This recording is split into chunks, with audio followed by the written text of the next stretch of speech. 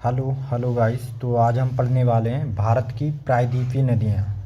तो देखिए टॉपिक डाल लीजिए, भारत की प्रायद्वीपीय नदियाँ।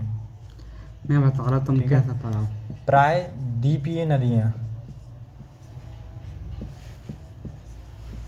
प्रायद्वीपीय नदियाँ। ठीक है, प्रायद्वीप लिख सकते हैं, जैसा भी लिखना हो। तो देखिए ये यहाँ से बना देंगे हम गुजरात, गुजरात से सीधा नीचे ले जाएंगे। ठीक है, और ये है अपना, गांधीनगर। ठीक है। तो ये अपन समझ सकते हैं, ये 9 राज्य हैं जो हमारे तटीय प्रदेश हैं, जो समुद्र से बॉर्डर साझा करते हैं। ठीक है, तो ये हो जाएगा भाई गुजरात, गुजरात। ये है भाई महाराष्ट्र, ये है गोवा छोटा सा अपना, और ये हो जाएगा भाई कर्नाटका, और ये हो जाएगा केरल। ठीक है, 5 राज्य अपने पश्चिमी भारत, जो पश्चिमी, जो क्या बोलते हैं इसे, पश्चिमी घाट, पश्चिमी घाट श्रेणी है। ठीक है, यहाँ सदाबहार एवरग्रीन ट्री पाए जाते हैं। ठीक है, तो यहाँ से हम स्टार्ट करेंगे। जो वेस्ट बंगाल है, ठीक है, वेस्ट बंगाल, यहाँ से आ जाएगा भाई उड़ीसा, उड़ीसा, ये आ जाएगा भाई आंध्र प्रदेश। ठीक है, आंध्र प्रदेश, और ये हो जाएगा भाई तमिलनाडु। ठीक है, तमिलनाडु। ठीक, तो सबसे पहले मैंने ये 9 राज्यों को बता दिया जो तट तट तट से लगते हैं, जो समुद्र से लगते हैं। ठीक है,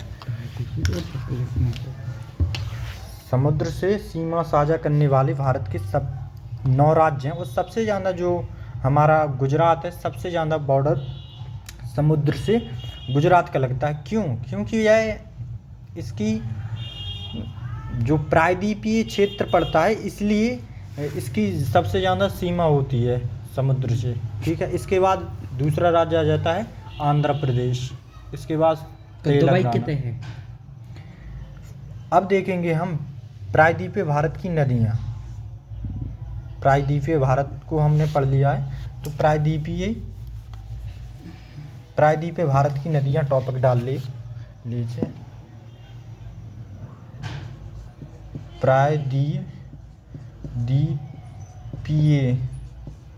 भारत की नदियाँ। ठीक है, नदियाँ डाल सकते हैं ये टॉपिक। ठीक है, तो देखिए भारत का सबसे पहले मैप ड्रॉ कर देंगे। ठीक है, मैप ड्रॉ हो गया। तो सबसे पहले जो पश्चिम की पूरब की साइड जाने वाली नदी है, ये है भाई महानदी। ठीक है, महानदी, महानदी है जी, अभी शॉर्ट महानदी। में नहीं लिख पा। फिर आ जाएगी गोदावरी, महानदी। महानदी गोदावरी, और ये हो जाएगी भाई कृष्णा, कृष्णा और कावेरी, क्यों जी? कावेरी। ठीक है, ये 4 रिवर को बहुत इंपॉर्टेंट है, इनको याद कर लेना। ठीक है, महानदी पर एक बांध है। कौन सा बांध है भाई? सबसे लंबा बांध है हीराकुंड बांध। ठीक है, हीराकुंड। ठीक है, हीराकुंड,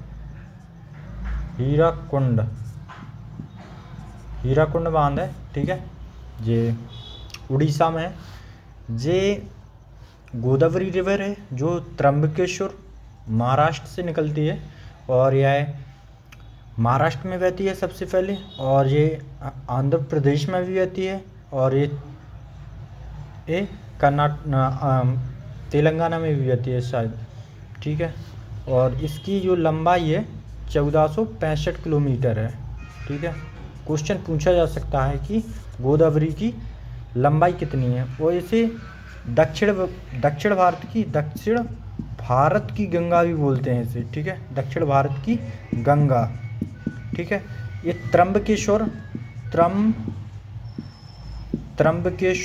नासिक, नासिक के पास है भाई, नासिक, नासिक के पास से यह रिवर निकलती है। ठीक है, और इसे बूढ़ी बूढ़ी गंगा, गंगा या बूढ़ी गंगा या बृहद गंगा,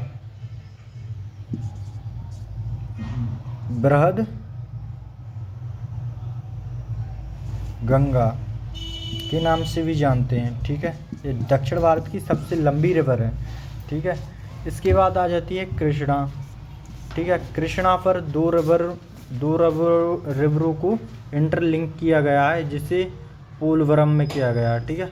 पोलवरम, ठीक है। पिचवरम भी बोल सकते हैं या पोलवरम, ठीक है। जैसे कि हमारे उत्तर भारत में एक रिवर है केन-बेतवा लिंक प्रोजेक्ट, जो अभी इस पर काम चल रहा है, ठीक है। केन-बेतवा, ठीक है। केन-बेतवा, ठीक है। दूधन बांध भी बनाया गया है इसमें, ठीक है। कई गाँव को विस्थापित भी किया गया है, ठीक है। तो ये इधर देख सकते हैं महानदी के बाद गोदावरी, कृष्णा, कावेरी, ठीक है। इधर देखो, इधर एक ब्राह्मणी नदी भी है, ब्राह्मणी रिवर है, ठीक है। इसके ऊपर भाई दामोदर एक रिवर वो भी आती है, ठीक है, हुगली। और इधर हम देखते हैं पेन्नार रिवर है एक,